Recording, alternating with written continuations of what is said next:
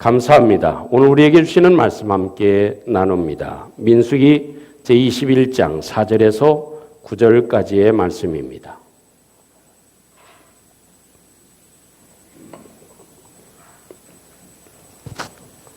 민수기 강의 73번째 시간을 맞이합니다. 민수기 제21장 4절에서 9절까지입니다.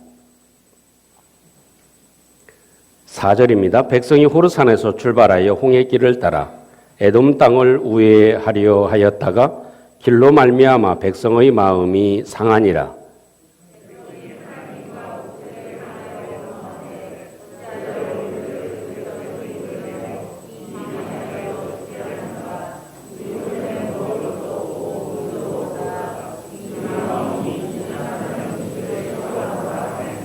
여호와께서 불뱀들을 백성 중에 보내어 백성을 물게 하심으로 이스라엘 백성 중에 죽은 자가 많은지라.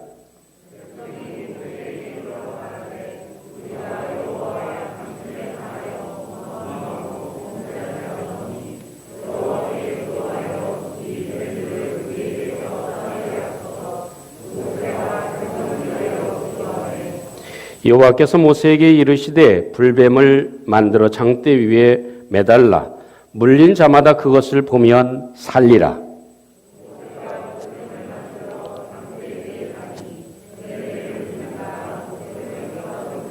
모두 살더라. 아멘.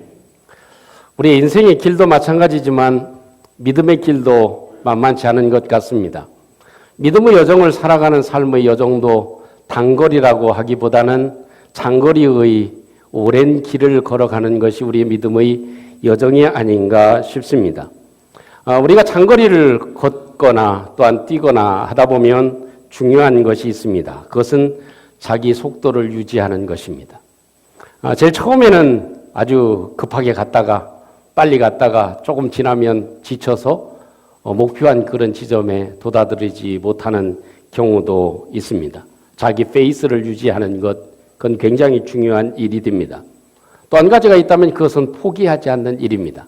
저도 자전거를 타다가 오늘은 이렇게 한강까지는 내가 가야지 하고 마음을 먹고 출발을 하는데 바람이 세거나 날씨가 춥거나 좀 여러 마음이 힘들거나 아니면 몸이 힘들면 가다가 이런 생각이 들죠. 이 정도 했으면 됐지. 중간에 이제 다시 돌아갔으면 좋겠다. 이런 마음이 들 때도 있습니다. 그것은 자전거를 타다가 그렇게 되돌아올 때는 그래도 큰 문제가 없지만 우리의 인생에서 또 우리 믿음의 삶에서 가다가 도중 하차를 하거나 아니면 다시 백업하게 되어지면 그것처럼 어려운 일은 우리에게 없을 것입니다. 우리를 주저앉게 만드는 일이 참 많이 있습니다. 우리 인생도 그렇고 우리 믿음의 길에서도 좀 주저앉고 싶고 다시 돌아가고 싶은 그런 마음이 왜 없겠습니까? 우리로 하여금 그런 유혹을 항상 받는 것이 저와 여러분들의 삶의 여정이라고 볼 수 있을 것입니다. 우리로 하여금 믿음의 삶에서 우리 인생에서 힘들 있는 것 같습니다. 그 한 가지는 섭섭함이 들어올 때입니다. 오늘 성경은 백성의 마음이 상했다 이렇게 얘기를 합니다. 그 분명 하나님께서는 좋은 길, 왕도의 길을 걷게 해 주실 수 있는데 하나님이 그렇게 해 주실 수 없는 분이라면 괜찮죠. 그런데 하나님이라면 홍해에도 건너게 하신 하나님이시라면 넉넉하게 좋은 길로 걸어갈 수 있게 해 주실 텐데 이스라엘 백성들에게 그 좋은 길을 허락하지 아니하고 하나님이 돌아가게 만들고 아주 좋지 않은 길을 걸어가게 하니까 길 때문에 마음이 상한 것입니다. 어찌 보면 섭섭함이 들어온 것입니다. 남편에게도 아내에게도 우리 시부모님에게도 우리의 친척들에게도 다른 사람들에게 목회자에게도 섭섭함이 들어오면 이게 참 문제가 쉽게 해결되지 않습니다. 어찌 보면 감기도 이렇게 약이 없죠. 정확한 약은 없습니다. 완전 치료제가 없습니다. 그런 것처럼 섭섭이도 치료제가 있을까요? 없을까요? 섭섭이도 치료제가 없는 것 같습니다. 우리가 믿음 생활하면서 섭섭이가 들어오지 않기를 주님의 이름으로 축복합니다. 따뜻한 마음이 되어줘야 되지 섭섭한 마음이 들기 시작하면 작은 일로부터 시작해서 그것이 큰 문제가 되는 그런 일이 생기게 될 수 있는 것입니다. 그래서 섭섭함에는 약이 없기 때문에 우리의 삶을, 우리의 마음을 조금 더 따뜻하게 하고 감사한 마음으로 채워가는 것이 소중할 것입니다. 또 한 가지는 불평이라고 하는 난치병입니다. 우리로 하여금 주저앉게 만드는 일 가운데 하나가 불치병 같은 그런 불평함입니다. 여러분, 불평하고 원망하는 것, 그것이 아주 작은 일 같습니다. 작은 병 같습니다. 그러나 사실 불평은 난치병에 가깝습니다. 그래서 있는지도 모르는 상황에서 말이 나옵니다. 또 그런 마음이 들어가서 삶을 어렵게 만드는 경우들이 참 많이 있습니다. 그래서 어떤 사람은 이렇게 글을 썼습니다. 불평꾼들은 세상에 어디에 갖다 놓아도 불평의 논리를 만들어 낸다. 불평꾼은 천국에 갖다 놓아도 불평거리를 찾아낸다. 한 그런 이야기를 합니다. 그만큼 우리의 삶에 있어서 편만하게 우리로 하여금 어려움을 겪게 하는 것이 불평이라고 하는 것입니다. 여러분들이 아마 들으셨을지 모르겠습니다. 참새 시리즈 가운데 여러 가지가 있지만 그 중에 한 가지를 소개해 보려고 합니다. 아내 참새와 남편 참새가 전깃줄에 앉아 있습니다. 그런데 남편 참새가 아내 참새를 미루면서 얘기를 합니다. 여보, 당신이 앞에 앉아. 나는 뒤에 앉을게. 그리고 새끼 참새는 또 뒤에다가 앉혀놓습니다. 그런데 포수가 총을 쏘고 겨루다가 탕 쐈습니다. 어느 참새가 맞았을까요? 앞에 있는 아내 참새가 맞고 피를 흘리고 살으려고 이제 안간힘을 쓰면서 전깃줄에 매달려 있습니다. 그러면서 이 아내 참새가 얘기를 합니다. 그 죽어가는 와중에도 얘기합니다. 당신은 말이야 꼭 지가 앞에 앉지. 꼭 언제나 나보고 앞에 앉으라고 그래가지고 내가 이렇게 피를 흘리게 만들어. 당신은 말이야 그 벌레라도 잘 잡을 수 있어? 내가 죽으면 저 새끼 하나 잘 먹일 수도 없을 거야. 아마 또 저 주제에 또 새장가 간다고 여기저기 기웃기웃 하지 않을지 몰라. 이렇게 막 말을 쏟아놓습니다. 그러니까 남편 참새가 포수 아저씨 부릅니다. 왜? 혹시 총알 한 방 남아져 있으면 내 마누라 주둥이를 위해서 한번 쏴주세요. 무슨 얘기 같지만 우리의 삶에도 많은 부분에서 습관적으로 나오는 것, 말이 좋은 말이 나오지 않는 경우가 참 많다는 것입니다. 반대로 얘기할 수도 있겠죠.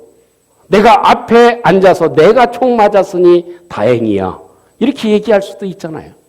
근데 오히려 원망하고 불평하는 일을 쉬지 않는 우리들의 현실을 얘기해 주는 것 같습니다. 사랑하는 성도 여러분, 우리의 삶은 단거리가 아니고 장거리입니다. 우리가 잘 뛰기 위해서 우리 주님이 부르시는 그날 우리의 머리에 우리 의의 면류관이 씌워지고 영광의 면류관이 씌워지는 그날까지 이 땅에 살아가면서 믿음의 경주를 잘 하기 위해서 우리에게 필요한 것들이 있음을 기억하고 온전한 믿음의 길로 걸어나가는 저와 여러분들이 되시기를 주님의 이름으로 축복합니다. 오늘 성경을 통해서는 두 가지의 교훈적인 말씀을 함께 나누려고 합니다. 첫째는 이스라엘 백성들이 원망하는 것이 범죄라고 하는 것을 깨닫는 데는 너무 오랜 시간이 걸렸다 하는 것을 우리에게 지적해 줍니다. 7절 말씀을 보면 너무 오랜만에 기특한 고백을 이스라엘 백성들이 합니다. 이 말은 아마 이스라엘 백성들이 광야 40년을 살아가면서 처음으로 고백한 자기들의 입술로 고백한 고백의 내용입니다. 7절 말씀 보시면 이렇게 얘기합니다. 백성이 모세에게 찾아와서 이렇게 말을 합니다. 대부분 이스라엘 백성들이 모세에게 찾아왔을 때는 요구 조건이나 무엇인가 필요한 오는데 여기에서는 특별합니다. 백성이 모세에게 찾아와서 말을 합니다. 우리가 여호와와 당신을 향하여 원망함으로 범죄하였습니다. 이렇게 고백합니다. 그러니 이제 여호와께 기도하여 이 뱀들을 우리에게서 떠나게 해 주세요. 모세가 백성을 위하여 기도했다 하는 것이 7절에 있는 말씀입니다. 이 대목 가운데 제 눈에 띄어진 내용이 있습니다. 그건 뭐예요? 이스라엘 백성들이 그렇게 원망하고 불평하는 삶을 살았는데 지금 돌이켜 보니까 우리가 원망하는 것이 하나님에게 범죄한 것이고 모세 당신에게 범죄한 것이다 하는 것을 깨달은 거죠. 입술로 원망하는 것이 이게 범죄이구나 하는 것을 처음 알고 고백하는 것입니다. 여러분, 그동안 이스라엘 백성들이 얼마나 많이 원망을 해왔고 불평을 해왔습니까? 그런데 저들이 그냥 일상적으로 하는 그런 얘기가 그렇게 털어놓았던 것들이 이게 범죄라고 하는 사실을 잘 몰랐어요. 그런데 이제 비로소 깨달은 것입니다. 일상적으로 그냥 툭툭 하는 말, 그 말이 자기들이 하나님을 향해서 범죄한 일이라고 하는 것을 의식하지 못하다가 이제 드디어 의식하게 되어진 것입니다. 여러분, 우리의 말을 보면요, 습관적으로 나오는 그런 이야기들이 얼마나 많은지 모릅니다. 그런 일들을 생각해 보면서 이스라엘 백성들이 다시 한번 돌이키게 되어진 것입니다. 그래서 우리가 일상적으로 그냥 습관적으로 물이 없어요. 또 먹을 게 없어요. 왜 이 길이 왜 이따위예요? 왜 이렇게 좋은 길을 안 주고 이런 길을 줘요? 우리가 먹는 게 40년 동안 만나만 먹었는데 이 만나가 맛이 없어요. 이렇게 얘기했던 것들 자체가 뭐예요? 이게 범죄였구나. 이걸 드디어 깨달은 것입니다. 그 오랜 시간을 거치면서 이스라엘 백성들이 결국 깨달았다. 저는 이 성경을 보면서 저 자신을 한번 생각해 봅니다. 모르게 그냥 나오는 말이 굉장히 중요하구나. 내가 그게 나쁜 말인지 모르면서도 그냥 나오는 거예요, 습관적으로. 그래서 죄송합니다만 여기는 안 계시지만 욕을 잘하시는 분들은 어때요? 그냥 일상 자체가 욕입니다. 시작부터 중간 과정에 조미료처럼 들어가는 것이 욕입니다. 이게 얼마나 안 좋은 일인지 스스로는 인식하지 못하죠. 이스라엘 백성들도 그 인식을 뒤늦게 하게 되어진 것입니다. 소설가인 이호연 씨가 겨울이라고 하는 책에서 단편 소설에서 이런 이야기를, 짤막한 이야기를 합니다. 밤중에 몰래 집을 털려고 도둑이 잠입을 했습니다. 아무도 없는 그런 집에 들어가서 이제 보석이 어디 있는지, 귀중품이 어디 있는지 찾습니다. 가능한 한 소리를 안 내고 찾으려고 애쓰는데 이상한 예감이 듭니다. 내 옆에 누군가 나를 보고 있다. 누군가 내 옆에 있다 하는 생각이 듭니다. 그러면서 이때 어떻게 해야 되나 생각하다가 무기를 딱 꺼냈습니다. 무기를 꺼냈는데 웬걸? 내 옆에 있는 그 사람도 무기를 꺼내가지고 흉악한 얼굴을 하고 나를 째려보고 있는 겁니다. 그 순간 이 도둑은 어떤 마음이 들까요? 이 순간에 때려 눕혀야 되나 아니면 내가 도망을 쳐야 되나, 그 짤막한 순간에 생각을 하는 와중에 짐작을 하겠지만 자기 앞에는 전신 거울이 있었던 겁니다. 그래서 깜깜한 중에 자기가 움직이는 것이 다른 사람이 움직이는 것으로 착각을 한 것입니다. 그러면서 그 도둑이 내가 이렇게 흉악한 모습이구나. 다른 사람이 나를 볼 때 이렇게 흉악한 모습이구나 하는 것을 생각하고 그 집에서 도둑질하는 그 일을 멈추고 돌이켜서 새로운 삶을 살아가게 되어진다는 이야기의 내용이 기록되어져 있습니다. 여러분, 사실 우리의 자신의 모습을 볼 수 있다고 하는 것은 굉장히 중요한 일입니다. 나를 볼 수 있는 전신 거울이 있다는 것, 내 몸을 볼 수 있는 것뿐만 아니라 내 마음, 또 비추어 볼 수 있는 전신, 중요한 일이 되어질 것입니다. 그래서 이 7절에 있는 말씀을 보면서 우리가 지나온 40년 동안 쭉 걸어온 이들 가운데 많은 사람이 세상을 떠났잖아요. 원망하며 불평했던 사람들이 다 세상을 떠났잖아요. 그것을 겪어오면서 방금 전에도 불평했던 그 일, 이 일이 하나님 앞에 또 모세에게 큰 범죄였구나. 이 사실을 깨달게 됐다는 것. 너무 늦게 깨달았지만 깨달은 시간이 빠른 시간이 되어질 것입니다. 사랑하는 성도 여러분, 우리 삶에도 그렇지는 않습니까? 우리가 인생을 살아오면서 그냥 아무 의식 없이 생각 없이 그냥 툭툭 내뱉었던 그 삶의 모습, 또 우리가 지나간 날들을 보면 참 좋았을 수 있는 때가 분명히 있었는데 그것을 놓치고 우리의 삶에서 어려운 형편을 맞이하는 이 현실을 보면서 그때 잘했었으면 하는 것들을 생각해 보면 우리의 인생의 전신 거울을 한번 비추어 볼 필요가 있다. 그러면 그 시점이 우리로 하여금 새롭게 될 수 있는 축복의 시작이 될 수 있다는 사실을 우리에게 잘 보여주고 있습니다. 또 한 가지 우리 성경을 통해서 우리가 다시 한번 발견해 볼 수 있는 것은 우리의 시선은 십자가를 향하여야 한다는 것입니다. 우리의 시선은, 나의 시선은 십자가를 향하여야 한다는 것입니다. 우리 일부 예배 찬양 인도하는 집사님이 찬양을 부르고 기도의 멘트를 하면서 이런 얘기를 하더라고요.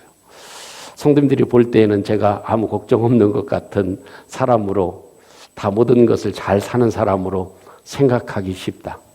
여러분, 그 집사님뿐만 아니라 저도 걱정 있는 사람 같습니까? 없는 사람 같습니까? 세상 천지 걱정 없는 사람 같지요. 그런데 자기도 겪는 일들을 보면 굉장히 힘들다는 거예요. 근데 우리 사실 보면 우리가 안고 있는 문제들, 저도 그렇지만 걱정을 하고 제 옆에 해결해야 될 문제들, 이런 것들을 생각하면요, 한 시간도 잠을 잘 수가 없습니다.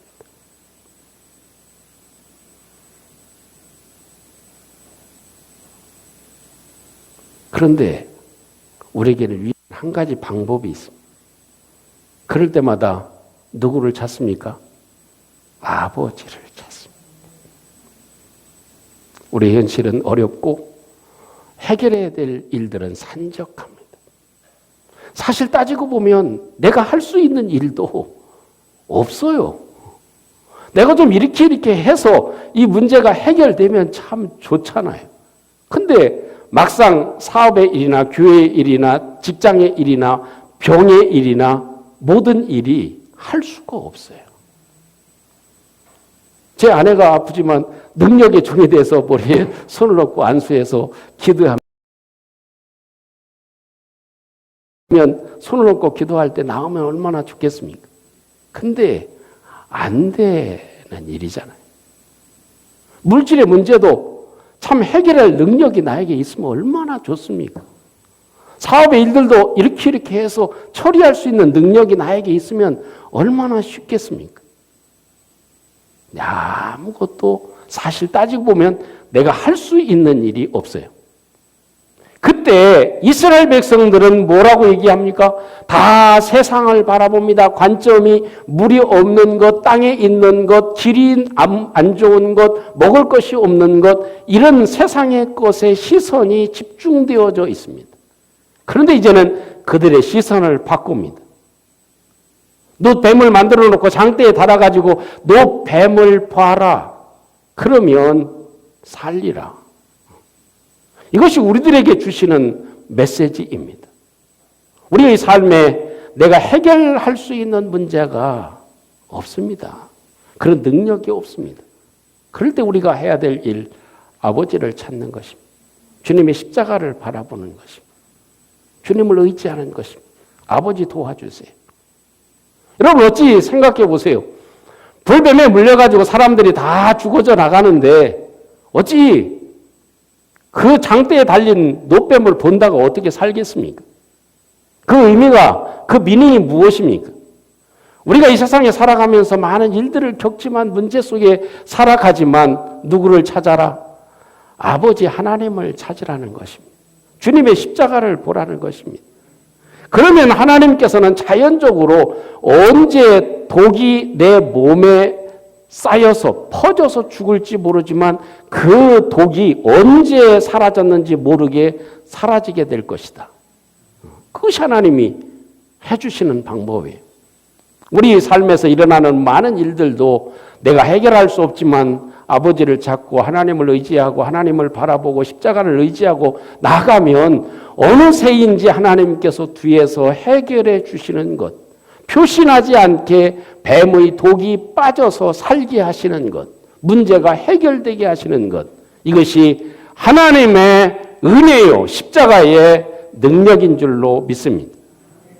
그래서 하나님은 얘기하십니다. 얘들아, 뱀에 물린 것 생각하지 말고 죽을까 염려하지 말고 길이 험하다고 불평하지 말고 이제는 십자가 바라봐라. 이제는 나를 바라봐라. 이것이 하나님께서 우리에게 해주고 계신 소중한 말씀인 것입니다. 어느 날 토레이 목사님에게 어떤 부인이 찾아와서 상담을 합니다. 목사님, 저는요 집회도 많이 참석하고 내가 기도도 많이 하고 또 하나님 은혜를 사모하는데 정말 하나님의 살아계심이 내가 체험되질 않습니다. 확인되질 않습니다. 하나님의 은혜가 나에게 확 와닿지를 않습니다. 어찌하면 좋겠습니까? 토레이 목사님이 그 고민하는 성도님의 얘기를 듣고 한 가지 방법을 가르쳐 줍니다. 성도님, 오늘부터 가셔서 다른 기도하지 마세요.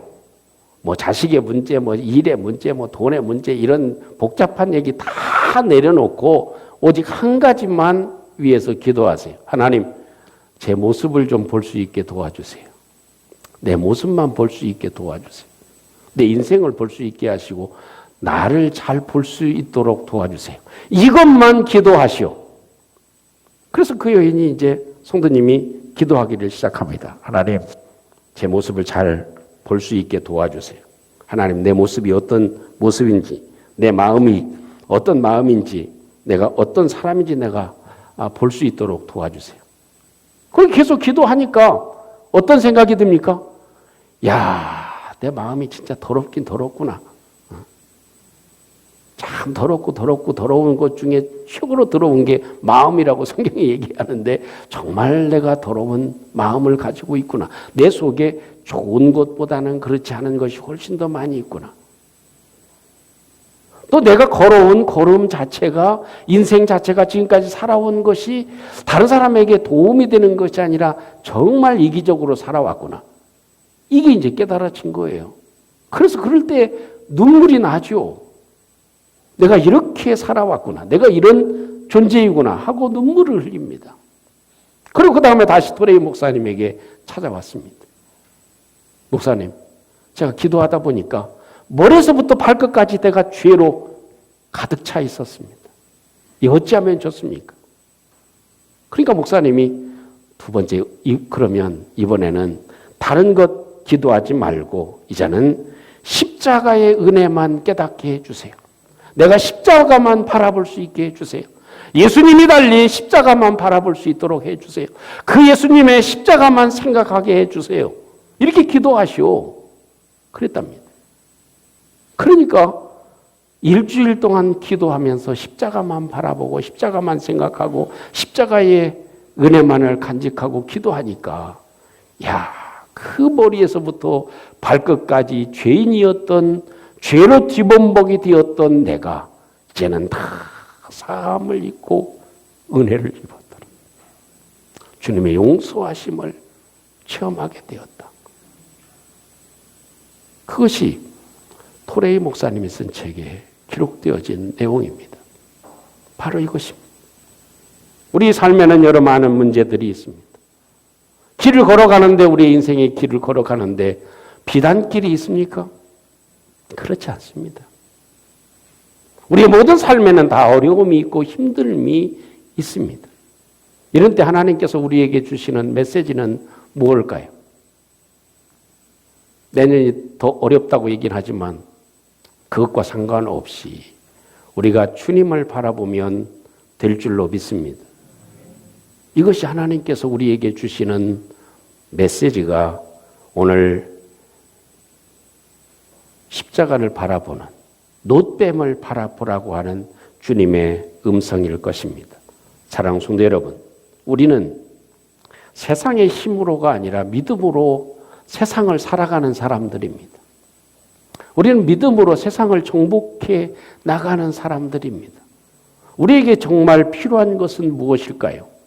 그것은 큰 능력이 아니라, 큰 무기가 아니라, 큰 힘이 아니라 우리에게는 말씀의 거울을 가지고 내 인생을, 내 삶을 한번 다 스캔해 볼 수 있는 거울이 필요한 것입니다. 나의 모습을 볼 수 있는 것, 내가 습관적으로 하는 것, 습관적으로 했던 이 모든 것들이 얼마만큼 큰 죄였는지를 발견하는 것, 이것입니다. 또 한 가지 우리에게 필요한 것이 있다면 그것은 우리의 시선을 이제 하늘을 향하는 것입니다. 우리가 잠을 자기 전에도 아버지를 찾고, 길을 갈 때에도, 무엇을 시작할 때에도 아버지 하나님을 찾습니다. 아버지 도와주세요. 아버지 함께해 주세요. 나의 삶의 아버지 도와주세요. 나의 삶에 은혜를 주세요. 내 몸에도 은혜를 주세요. 내 자식에게도 은혜를 주세요. 내 어려움 가운데도 하나님 은혜를 주세요. 아버지를 바라보는 것. 이것이 오늘 성경에서 우리에게 말씀해 주시는 내용입니다. 그러면 하나님께서 알지도 못하는 사이에 우리의 몸에 있는 뱀의 독을 빼주시고 살아나는 역사를 허락해 주시고 은혜를 베풀어 주신다는 말씀을 저와 여러분들이 간직하고, 이 한 주간 동안도 승리의 길을 걸어가는 저희들이 되시기를 주님의 이름으로 축복합니다. 오늘 주신 말씀을 함께 한번 간직하고 기도하는 시간 되어지기를 원합니다. 우리는 무의식 중에 많은 원망을 하고 또 짜증도 부리고 섭섭함도 표현하기도 합니다. 우리에게 필요한 것이 있다면, 이렇게 내가 무의식 중에 행한 이 말이, 원망과 불평이 하나님과 사람에게 범죄가 된다는 사실을 오랜 시간에 걸쳐서 이스라엘 백성들이 깨닫습니다. 이제는 십자가를 바라봐야 될 때인 줄로 압니다. 우리가 하나님을 바라보고 하나님을 의지하는 저희들 되게 해주세요. 어느 때든지 아버지를 찾게 해주세요. 우리 함께 같이 한번 기도하겠습니다. 내려오신 우리 하나님 감사합니다. 오늘도 주님의 사랑과 도우심을 입고 우리 하나님 앞에 주님 살아갈 수 있도록 함께 해주심을 감사합니다. 우리 주님의 은총과 도우심으로 주님께서 인도해 주시고, 주님께서 인도해 주시고, 주님께서 함께 해주셔서 주님의 인도, 주님 나갈 수 있도록 우리 주님 도와 주옵소서. 인도해 주시옵소서. 주님이 도와주시고 축복해 주시옵소서. 주님 이름으로 기도합니다.